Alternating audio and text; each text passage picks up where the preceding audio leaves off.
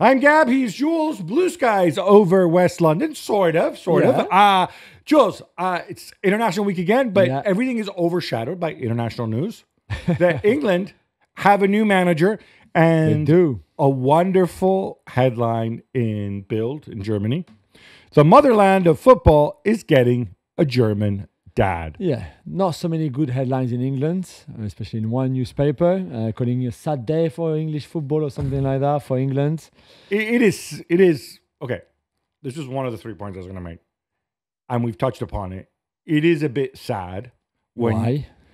So you have the most competitive, you are the co-inventor of the game along with Scotland. You have the most competitive league in the world, the best league in the world. Yeah. You produce, you've gotten really good at producing footballers. Yeah.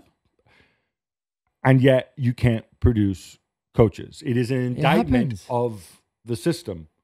I'm not sure if it's been happening for 24 years. Yeah, but then, maybe this is how they do it, and they don't do it well. Not like in Italy, or not like in Spain, for example, or even in Germany. Maybe there's a system issue. You're right, but I think also sometimes it's just the cycle, and just at this time there is just no really good, or certainly not as good as Thomas Tuchel. Because I think Eddie Howe is a really good coach, and Graham Potter is a really good coach as well. But they're certainly not at the level as Thomas Tuchel. So if you can get better that is non-English, why would you get an English manager that is not as good as the ones you could get who are not English? I don't understand. You want to win, right? Get the guy who's most likely to make you win. Some people say it is a representative nation. We can get into this further. We can get into this further later on because there's a lot to get through. But it is a representation of the country. I think that's the short answer. That's why they get riled up about it. And there is an added element to England, Germany. That's how some people feel about it. I think we can move on from England. To me, what's interesting is, and why this is good, in addition to the fact that Tuchel, I think, is a very good coach, probably the best unemployed coach out there, with apologies to Zidane, but Zidane was never going to come and manage England, so let's leave that to one side, it's 18 months, clear target.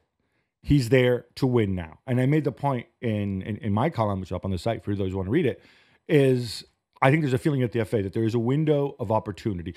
And you want to win now before they close. Not because the players are getting old, because apart from Kyle Walker and Harry Kane, most of the others, they're all the right side of 30. Yeah.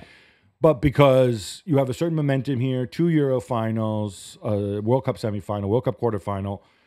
So the time is here and now. I like that. Like, cut through the BS. None of this building for the future 20 years from now. Future is right now.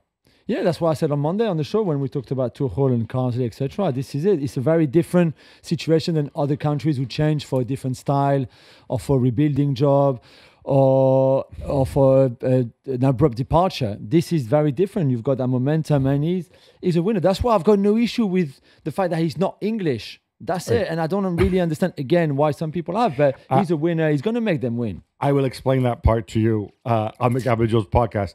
But the other element, which I think is interesting here, it's not so much the fact, and one of the negatives, and I think it's an elephant in the room that you can't ignore. This guy right here is a guy who, in his last 4 jobs, he was fired. He didn't leave to move to another club. Yeah. He was fired.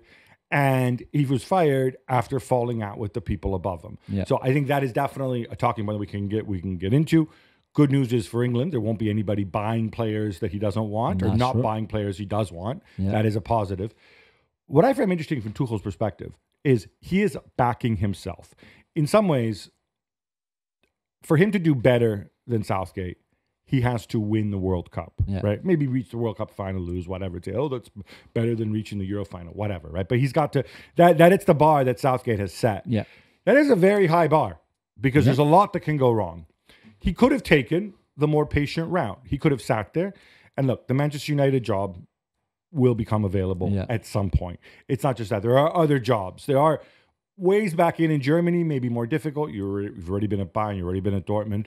But he's a name that would have come up at Real Madrid when there's going to be a change. Like, he's a guy who's in the mix. Here, he is putting his rep on the line a little bit.